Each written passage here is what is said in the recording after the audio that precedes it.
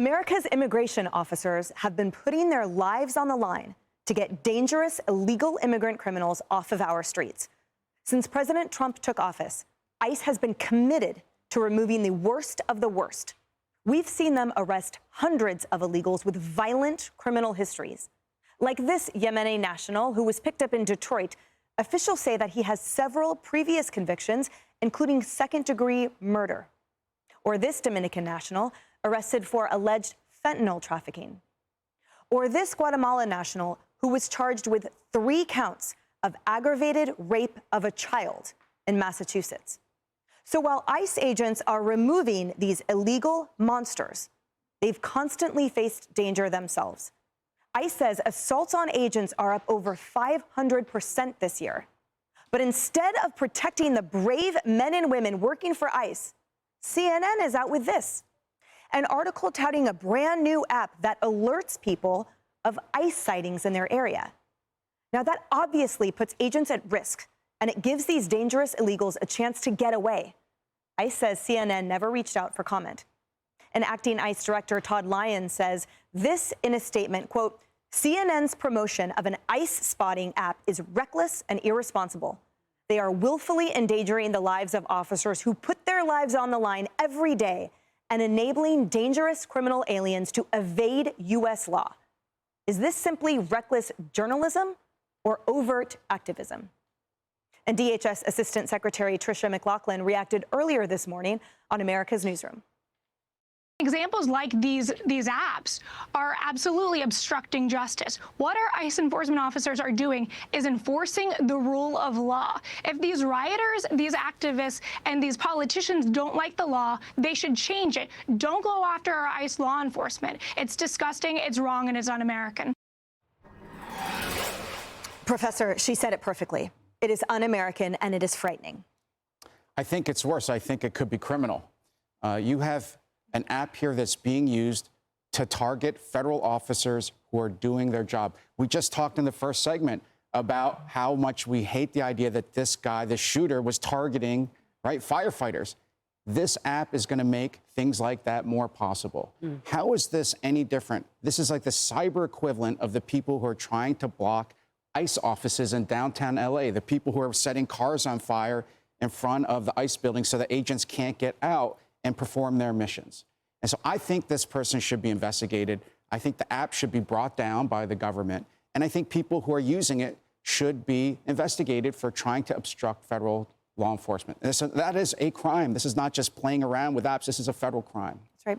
And Marie, I know you don't feel this way, but why are so many in your party intent on protecting such monsters? What is wrong with getting the child rapist who is here illegally back out of the country and the whole long list of them all? Nothing's wrong with deporting criminals. I think we should, 100%. What is challenging right now is you put up 3 extraordinarily dangerous criminals who should be deported.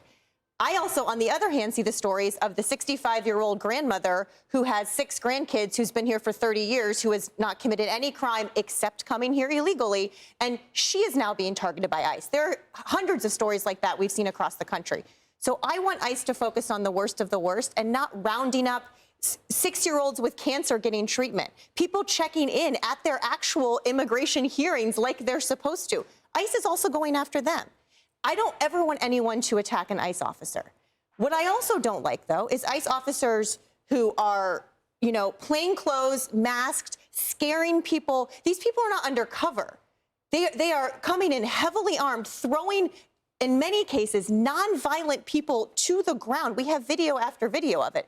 So I think we have to hold both ideas in our head at once, deport the bad criminals, but maybe not the 65-year-old grandmother with 6 grandkids who pays taxes and is a beacon of her community. That's why Democrats don't like everything ICE is doing right now. And Harris, I'm curious, though, because all of a sudden now CNN is touting, you know, this app, right? We want people to have the notice of when ICE is in the neighborhood.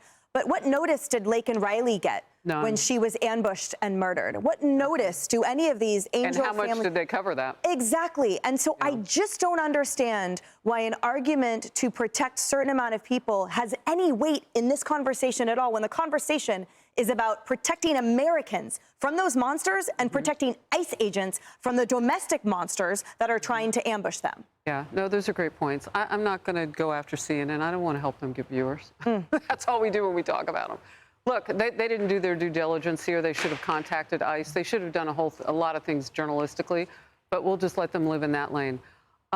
You know, Maria, I don't know wider investigations that ICE is doing, but they tie a lot of bolts and things together and streams of information together with some of the people that they pick up.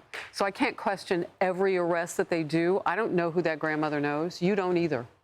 And that's part of the issue here. And that is difficult, but they can't tell us everything.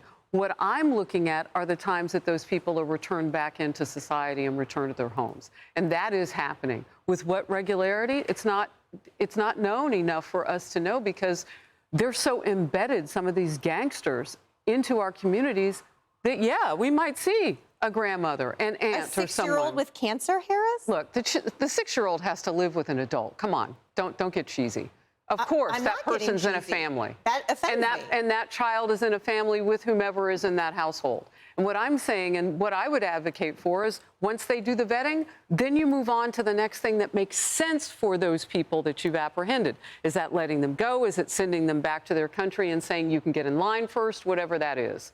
But if you're saying that we shouldn't stop something like tipping people off to ICE agents for their own protection because you don't like other things about the process, well, I thought you could do many things at one time. You usually say that you can. We have to be able to do that all together. And by the way, Hakeem Jeffries was wrong.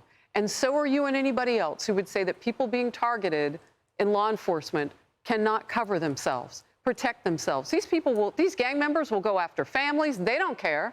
They have every right. And so when Hakeem Jeffries said a couple of weeks ago, let's unmask these agents, I want him then to be tasked with protecting. Fine. Because, Rosanna, what offends me personally would be, for example, the illegal immigrant that set the subway rider on fire here in my city, and the list that goes on. So, again, what offends me is the notion that there are people that are trying to protect those monsters and also render vulnerable the ICE agents that put their lives on the line to try to get those monsters out of our cities. I have to just say, I am very disappointed in CNN. I know you don't want to give them any attention, but, I mean, I've been in TV news a number of years, so have you, Harris. Yeah. There's a certain amount of responsibility when you put something on your air. Somebody there had to know that this was a very controversial thing to put on their air. I mean, are they so ratings challenged they'll throw up all the rules and regulations of TV news and just put anything on their air? It was irresponsible to promote this app. That's right. That's why they did it, because it gets eyeballs. Hey, everyone, I'm Emily Campagno. Catch me and my co-hosts Harris Faulkner and Kaylee McEnany on Outnumbered every weekday at 12 p.m. Eastern, or set your DVR. Also, don't forget to subscribe to the Fox News YouTube page for daily highlights.